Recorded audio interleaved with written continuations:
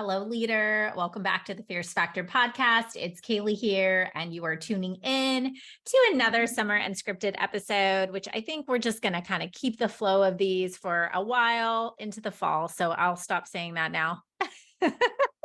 So good to have you here for episode number 174. Today, we're going to talk about a topic that a lot of people want to touch on, but sort of are over at the same time. And that is about our economy. I don't want to talk about a recession. I don't want to talk about how to, scare tactics and fear mongering and all of that. What I want to talk about today is for you who is a Fierce Factor listener and is not, the type that's going to run away with the tail between your legs, but you are like, hey, Kaylee, I want to capitalize on opportunity in any season. And as we are heading into, evidence of a constricting economy, things have changed, right? How do I continue to expand?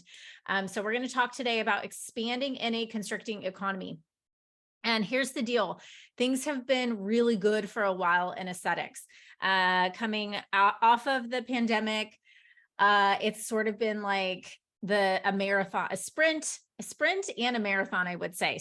A marathon of short sprints for a lot of people in terms of regaining footing, preparing for the next stage of growth, recapitalizing on new opportunities, and I think in a lot of ways, really thinking about what do I want? Like, what do I really want for this next phase?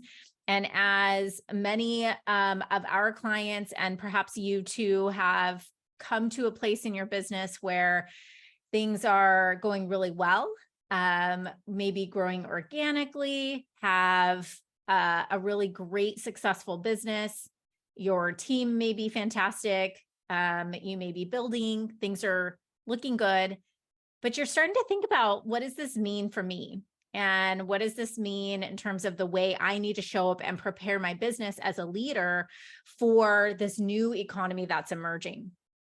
And so I want to talk to you about 5 strategies that you can implement, or 5 things to really just be thinking about as you are approaching this next stage of growth. And things are going to be very different. So first of all, in terms of, as we talk about recession and downturn and economy constricting, I want you to really think about, let's just sort of set the reality that business is not linear, it's seasonal.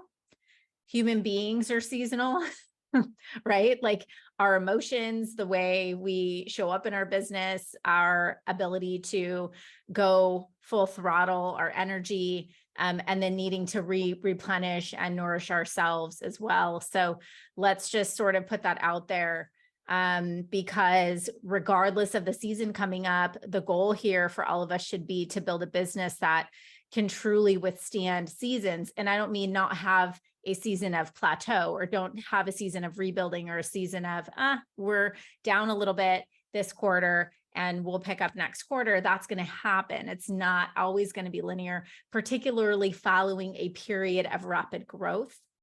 And so first off, I would say, like, let's just put that out there and give ourselves space to accept that fact. But how do we really look at now where we are in a way where we can get excited and figure out where to focus our efforts so that we're optimizing opportunities going into the future? So I want to talk about that today. Number 1 is to reorient around your mission. This is my answer to a lot of, or my question to you when it comes to discerning how to answer a lot of problems, right? So, who do I hire? What company do I work with? What partner do I go with? What kind of lease do I sign? What building do I buy? I really think that there are times that call for us to really think about what we are out to accomplish in the world, reorienting around the mission that we're on. And a lot of times when we start to see things tighten up, usually it's reactively, like we're seeing more cancellations, or patients are getting a little bit more discerning about their budgets, or not wanting to invest in as long-term care plans, or not wanting to make the big bulk investment, right? we're seeing certain sort of trends, maybe depending on your type of business.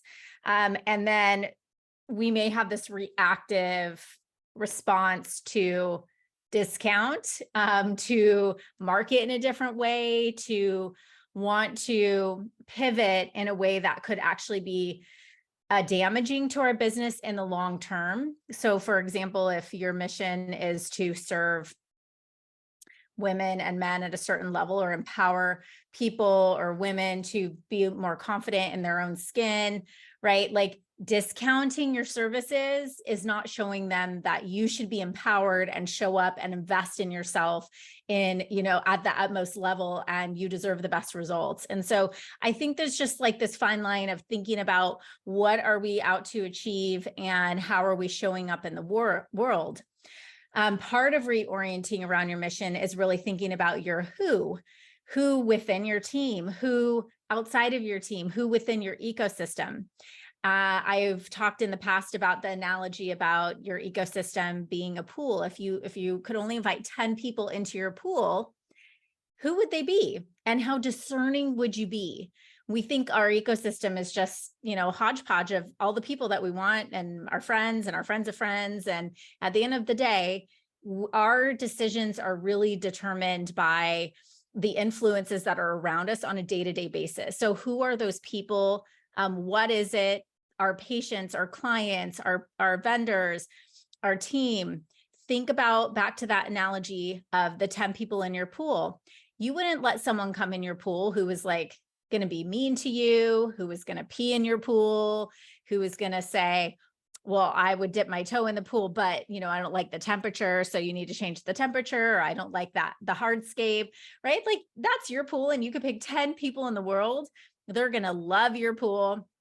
They're going to love being with you. They're probably going to bring you a floaty to float on. They're going to make your life better and easier, not make you feel like you have to change for them, or that you are unworthy or inadequate, right? They're going to fuel you and energize you and support you and uplift you. And then finally, to this mission piece is aligning with a circle of people and support, and with strategic thinkers who can help you see the bigger picture. Sometimes people will say things to me like, I just can't see the forest through the trees, or of a similar analogy. And I feel like I get like that at times, and I turn to the people who know me and know what my bigger vision is and can help remind me where I'm going and what I've accomplished, and what version of Kaylee and what mindset I need, what state I need to put myself in to get myself up to that penthouse level, or to out of the weeds, or, outside of the forest, so I can, see where I need to go through the trees. Anyway, too many analogies, but essentially that's the idea. So number one, reorient around your mission. Strategy number two is to elevate your most valuable buyer. So what I mean by that is, if we're looking at the bulk of our business, who are those top 20% that are driving 80% of the impact? So that classic Pareto or 80-20 principle, we know that the top 20% are actually producing the most, and so bringing us the highest amount of revenue in our business. They're typically the most profitable. They're the most enjoyable to be around. So who are those top 20%, and how do we elevate our clientele so we're target marketing to more of those clients?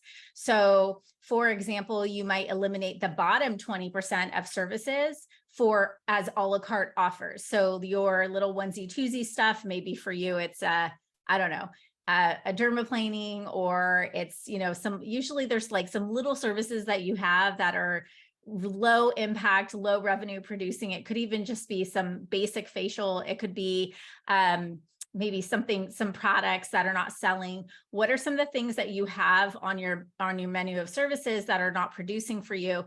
And maybe you could still offer those, but only available to your membership clients, or in conjunction with other packages.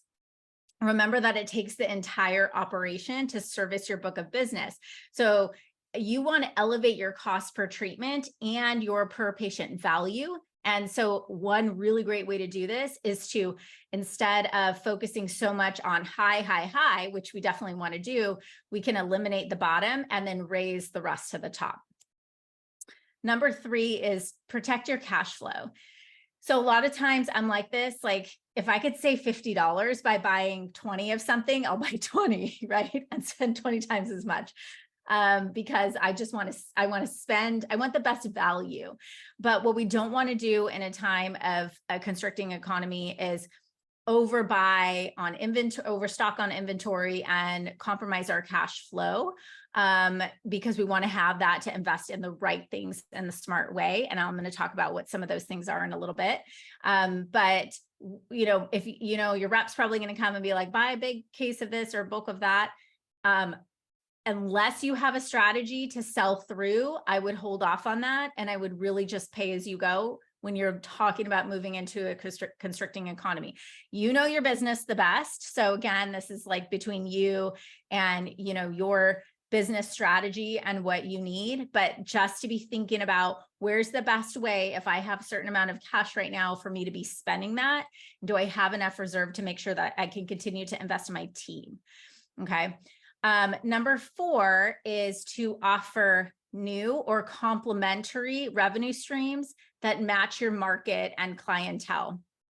So this is where you're probably thinking more about, rather than trying to diversify all across, small offers, big offers, all of that, thinking about how can I provide more services to my most valuable customer and continue to keep them coming back and spending more with me versus where they're going to already go and spend somewhere else. So you might be thinking more about combination therapies, or locking in or capitalizing on patients who do want long-term care plans. So you might be getting them on loyalty programs now, or talking to them about, here's the bigger picture for the year, here's how we can budget or plan for, versus discounting, just really having a open and communicative conversation with them about what they're coming to you for, what results they're looking to achieve, and how you can help them achieve those goals on their timeline and budget. And finally, strategy number 5, and the most important strategy I want to talk to you about today, is double down on your team. And by that, I mean resetting the vision, circling back with your team and helping them see that they're a big part of where you're going, showing up with confidence and clarity and conviction around your mission, getting them excited about the future, investing in training on all sides of the business, but most importantly on your business team, where they can show up and be a lot savvier about the strategic decisions that need to be made inside the business.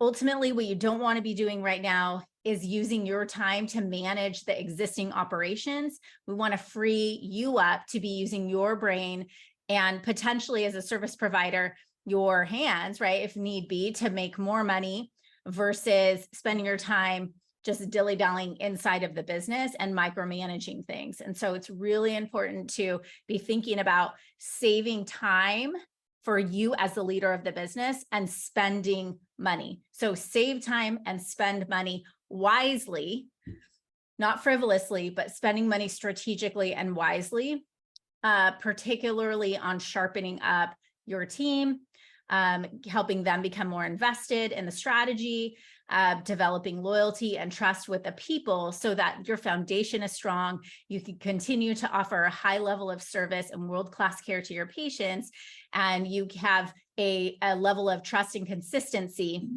between your team and your clients as well. Managing and leading a successful practice is no joke, particularly in the midst of complex economic conditions. And while many businesses in our industry, rode that post-pandemic wave to success, not many of them took the time to build the infrastructure to continue to thrive in a contracting economy. And so today's climate really calls for you to work smarter and not harder. And that means doubling down on the investments that will generate exponential ROI for your company in any kind of market. And what I mean by that is really doubling down on your team. The problem is that you as a business owner, you're already bogged down with setting the vision, defining strategy, working on the business, and for many of you inside the business. So taking the time right now to take months off for formal business training, leadership guidance, or personal development isn't just isn't in the cards, right? For you or the manager of your business.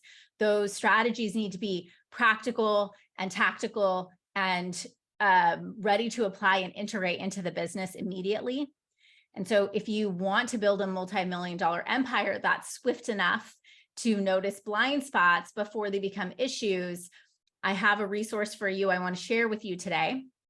I want to talk to you about our practice manager certification program.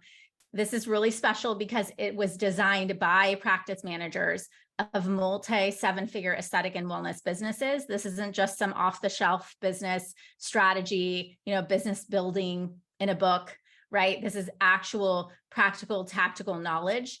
We've taken our, we have taken our business brilliance to the next level to tap into the practical and tactical tools that your manager needs to take your business to the next level. So we're talking about leadership, systems, analytics, internal numbers and trends, front desk oversight, staff support, and advanced training strategies. So I could not be more proud to bring to the market this certified aesthetic practice leader fast track.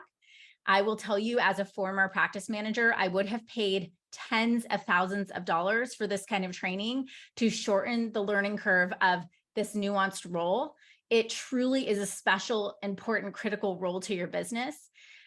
For me to have been able to best support my business partner to effectively implement systems, manage the team, and crush the sales and marketing game, I would have paid tens of thousands of dollars for this resource.